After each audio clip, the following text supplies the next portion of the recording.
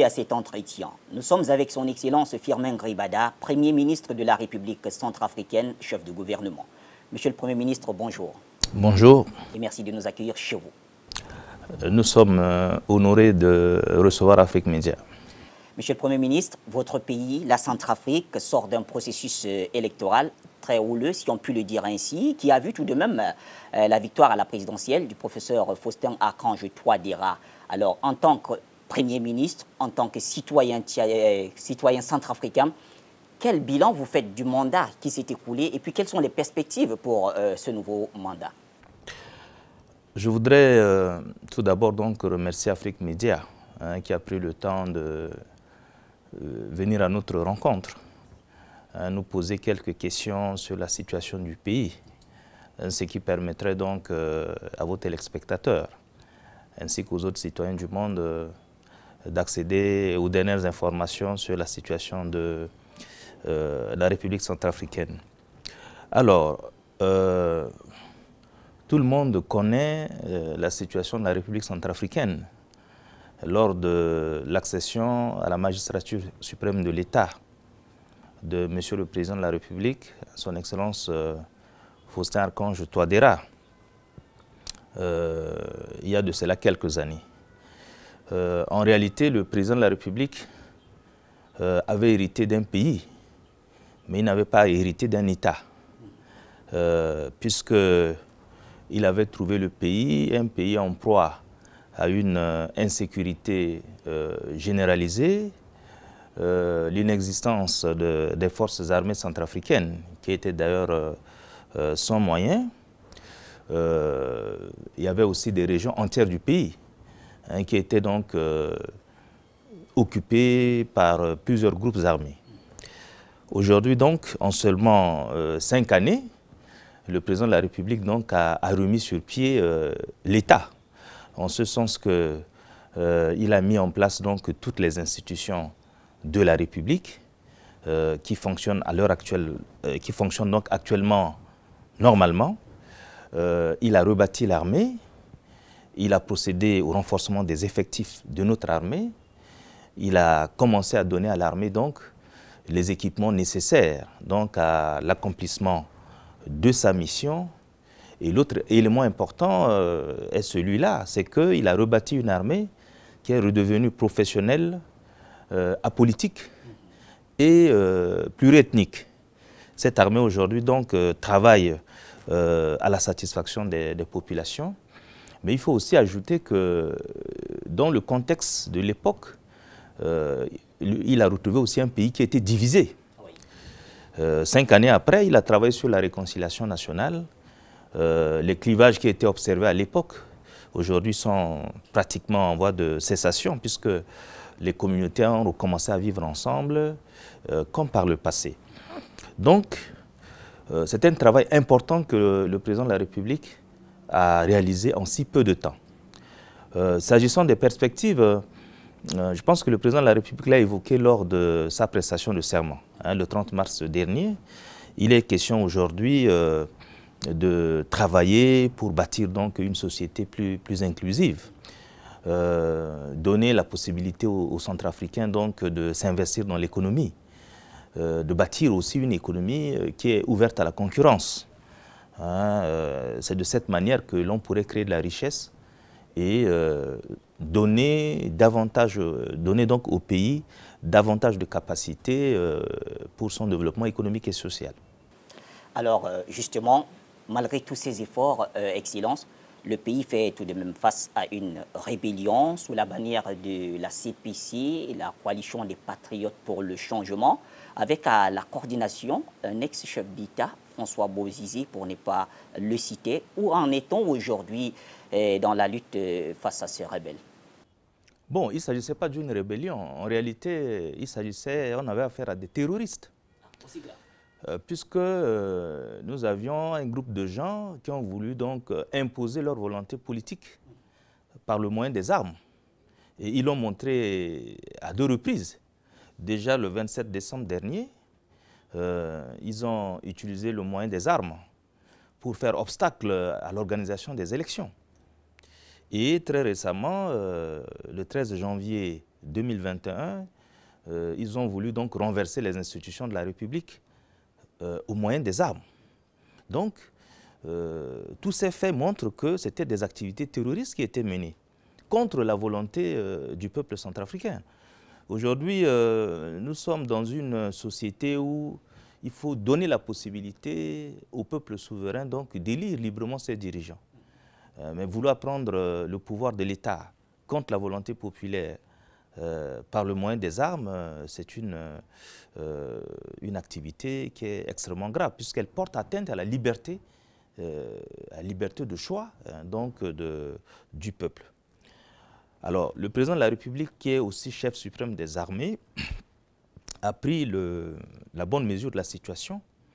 Il a donc organisé notre armée avec l'appui des alliés, ce qui a permis aujourd'hui au pays de repousser ces rebelles, ces mercenaires et tous ces bandits.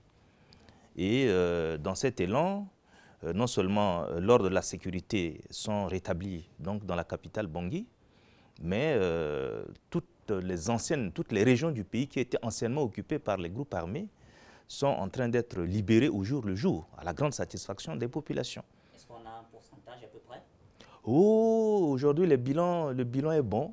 Je pense que le résultat est positif puisque pratiquement les 3/4 des régions anciennement occupées par les groupes armés sont aujourd'hui remises sous le contrôle de l'État. Un peu plus de 70% si on veut. Oh, plus même, je dirais 75-80%, puisque le reste du travail à faire n'est pas aussi important que cela. Est-ce qu'il n'existe pas d'autres poches de résistance? Bon, je pense que l'opinion aujourd'hui, tant nationale qu'internationale, est informée de la manière à laquelle les opérations de libération de ces parties du territoire national sont menées. En réalité, les rebelles ne se battent pas. Les rebelles ne font que fuir, puisqu'ils sont conscients de leur capacité, la limite de leur capacité. Nous avons aujourd'hui une combinaison de forces composée des éléments des forces armées centrafricaines, des alliés, et donc nous avons aujourd'hui une puissance de feu qui nous permet d'imposer par tout moyen l'ordre dans les régions qui étaient anciennement occupées. Mais nous sommes optimistes quant à l'issue de ces opérations que nous imposent les circonstances. Justement, vous parlez des alliés, parlons-en. Vous avez fait appel à certains alliés sur le plan bilatéral, notamment la Russie, le Rwanda, mais à côté, il y a aussi d'autres alliés multilatéraux, la MINUSCA, je veux dire, par exemple. Alors, comment est-ce que vous appréciez justement l'action de tous ces différents alliés? Bon, aujourd'hui, il faut dire que chacun des alliés joue un rôle important dans cette opération de libération des parties du territoire qui étaient anciennement occupées. Nous avons, dans le cadre bilatéral, justement, le service de l'armée rwandaise, les forces de la Russie. Nous avons également les Nations Unies. Il ne faut pas oublier le rôle important que la MINUSCA aussi joue sur le terrain en combinaison avec les autres forces. Donc, cette combinaison de forces aujourd'hui nous permet, comme je viens de le dire, d'aller un peu plus rapidement sur le terrain. Mais je reconnais que l'action de chacun est importante. Et je profite de l'occasion, sous l'autorité de M. le Président de la République, et au nom du gouvernement, de remercier les pays amis et également les Nations Unies qui nous soutiennent dans cette entreprise. Aussi, nous n'oublions pas la mémoire des casques bleus de l'ONU qui ont perdu la vie au cours de ces opérations de maintien de la paix en République centrafricaine. Et ces alliés, notamment russes, ils sont plus, et peut-être vais-je vous provoquer, seraient des mercenaires ou tout simplement des instructeurs? Parce qu'il s'est dit quand même beaucoup de choses sur ces alliés. Il est connu que dans le cadre bilatéral, la Russie a mis à la disposition de la République centrafricaine un appui. Donc, nous avons bénéficié d'un appui en équipement militaire.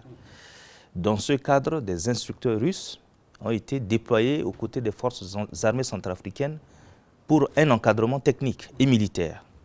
Donc, il est tout à fait normal qu'au moment où nous entrons en conflit, nous sommes en conflit, que pour l'utilisation de ce matériel, que les instructeurs soient là pour encadrer, continuer à encadrer nos recrues qui sont aujourd'hui, dans la plupart des cas, projetées pour la première fois sur le terrain. Bon, maintenant, toutes les querelles qui sont autour de cette question, elles me paraissent politiciennes.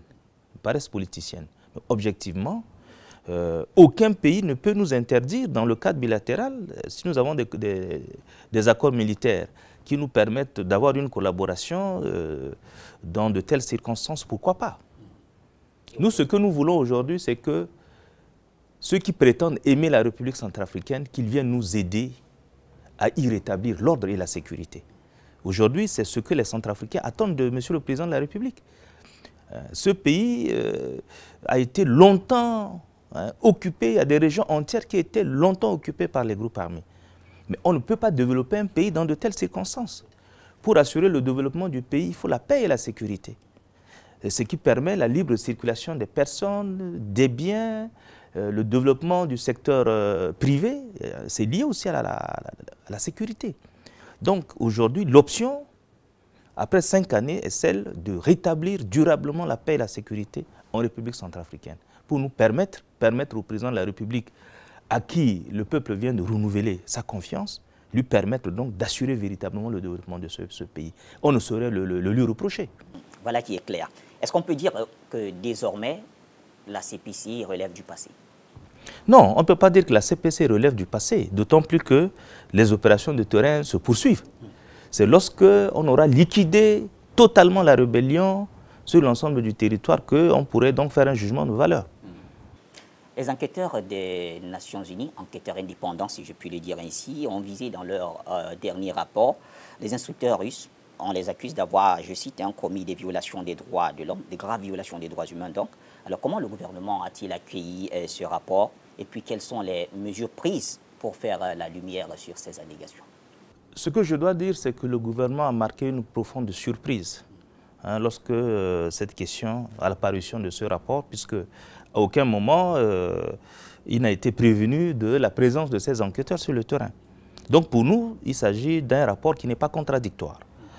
Ceci étant dit, il faut quand même rappeler que la violence en République centrafricaine ne date pas que du 27, ça n'a pas commencé que depuis le 27 décembre 2020.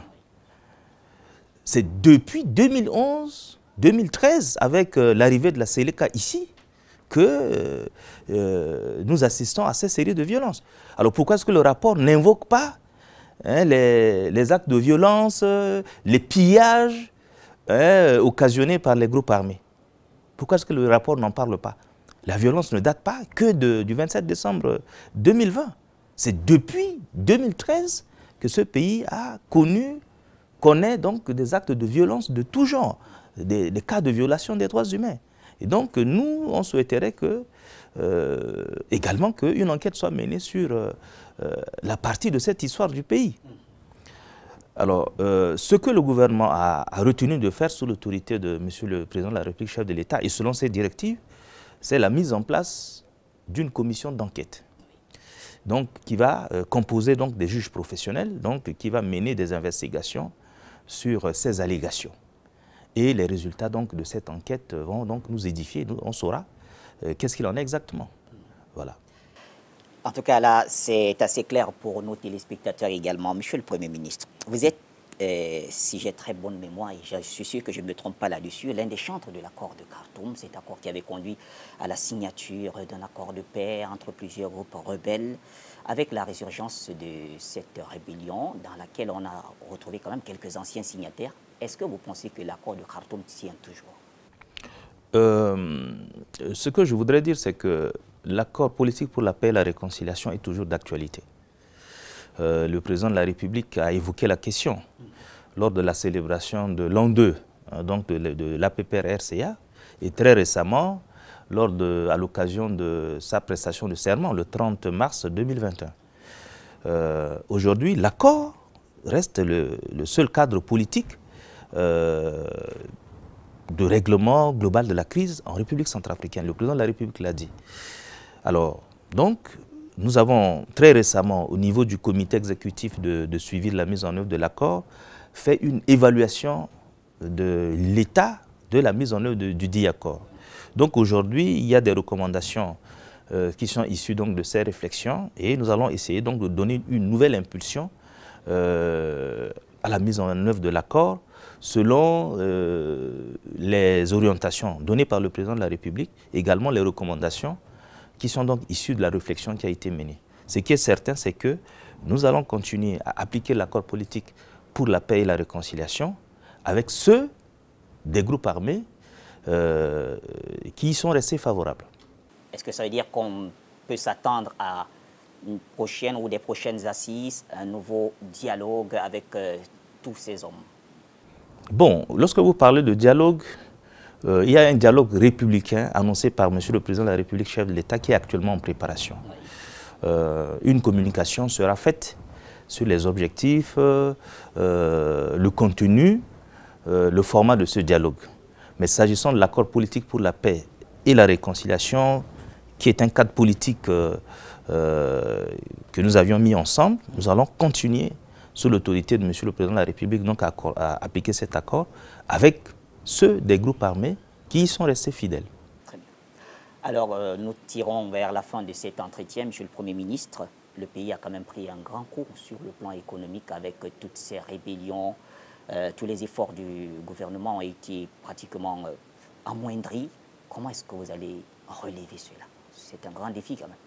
Alors, au plan économique, les instructions de M. le Président de la République, chef de l'État, sont claires. Nous allons poursuivre l'assainissement du climat des affaires. Nous allons poursuivre donc l'assainissement du climat des affaires, en ce sens que on continuera donc à travailler sur l'appareil judiciaire pour qu'il y ait véritablement une sécurité juridique des investissements. Aussi, nous allons continuer à travailler sur la relance des secteurs productifs pour créer de la richesse, donner la possibilité à notre économie de continuer à aller de l'avant. Nous allons aussi travailler sur le secteur privé centrafricain. Il faudrait que les opérateurs du secteur privé puissent bénéficier donc de l'appui de l'État, un soutien de l'État. Au regard donc de tout ce qu'ils ont enduré, donc il faudrait qu'un travail soit fait donc dans cette direction. Maintenant, au plan des finances de l'État, nous allons travailler pour sécuriser et mobiliser davantage les ressources intérieures de l'État pour lui permettre donc d'avoir les moyens de ces différentes politiques. Vous savez que sous le premier mandat de M. le Président de la République, nous avions eu un accord avec le Fonds monétaire international qu'on appelle la facilité élargie de crédit. Dans le cadre de la mise en œuvre de cet accord, nous avons connu ici 6 revues du Fonds monétaire international aux résultats concluants, ce qui indique que les autorités du pays ont instauré une bonne gouvernance donc, économique et financière. Les ressources de l'État aujourd'hui sont gérées selon les règles qui sont requises, de transparence, une mobilisation de ressources sur des questions d'intérêt général. Donc nous allons continuer, sous l'autorité de M. le Président de la République, donc, à faire ce travail pour que, au regard de l'immensité de nos ressources naturelles, que l'État soit en capacité de répondre lui-même donc à une partie des préoccupations des Centrafricains dans tous les domaines, notamment le secteur de l'énergie, l'électricité, le secteur donc de l'école, le secteur de la santé. Il faudrait que, à partir donc de nos propres réformes, que nous ayons des ressources pour diligemment apporter des réponses aux préoccupations des Centrafricains. Ça, c'est le sens des orientations que M. le Président de la République a données. Donc, il reste au gouvernement de travailler sur l'ensemble de ces questions. Et les médias auront un rôle très important à jouer là-dessus, puisqu'il faut une communication positive, Monsieur le Premier ministre, pour attirer bien sûr les investisseurs. Évidemment, on dit que la communication constitue le 4e pouvoir. Vous savez que la communication joue un rôle les médias jouent un rôle très important dans un pays, puisque c'est à travers les médias que ce qui est entrepris puisse être présenté ouvertement. À travers les médias aussi jouent un rôle de lanceur d'alerte. Lorsque dans certains secteurs, les choses ne se passent pas bien, à travers les médias, on peut s'en rendre compte et apporter les inflexions nécessaires. Mais dans le cadre de la République centrafricaine, je l'ai déjà dit à une certaine occasion, nous avons beaucoup plus ici besoin des médias de développement. Pas des médias qui fragilisent l'État, pas des médias qui divisent les Centrafricains, pas de médias de mensonges pour affaiblir le pays, tuer l'économie, projeter une mauvaise image du pays. Nous avons beaucoup plus besoin de médias de développement pour accompagner tout le travail que le gouvernement fait sous l'autorité de M. le Président de la République, chef de l'État. En tout cas, nous serons toujours honorés d'accompagner la République centrafricaine dans ce sens. Monsieur le Premier ministre, face à cette caméra, de nombreux Centrafricains vous suivent à travers Afrique Média. À côté d'eux, il y a d'autres citoyens africains et des citoyens du monde. Quel message vous leur adressez au moment où nous sortons de cet entretien? Le message que je voudrais lancer aux uns et aux autres est un message d'espoir. Message d'espoir parce que, en réalisant son Excellence professeur Faustin Archange Touadéra pour un nouveau mandat de 5 années, le peuple a placé en lui un nouvel espoir. Le peuple a réalisé qu'avec lui, il aura le développement. Donc, nous devons être sûrs dans cet espoir, puisque l'homme en qui le peuple vient de renouveler sa confiance est un grand visionnaire, il est amoureux de son pays et je suis convaincu qu'il mettra tout en œuvre pour que les aspirations légitimes de notre peuple soient assurées. Et donc, c'est un message d'espoir et je demande l'engagement de tout le monde à accompagner donc le travail qui sera entrepris au cours de ces 5 prochaines années. Merci, Monsieur le Premier ministre. C'est à moi de vous remercier. Mesdames et messieurs, vous l'avez suivi, c'est sur un message d'espoir que nous réformons cet entretien avec son Excellence Firmin Grébada, Premier ministre de la République centrafricaine, chef du gouvernement. Merci de nous avoir suivis et restez fidèles au programme d'Afrique Média, la télévision panafricaine.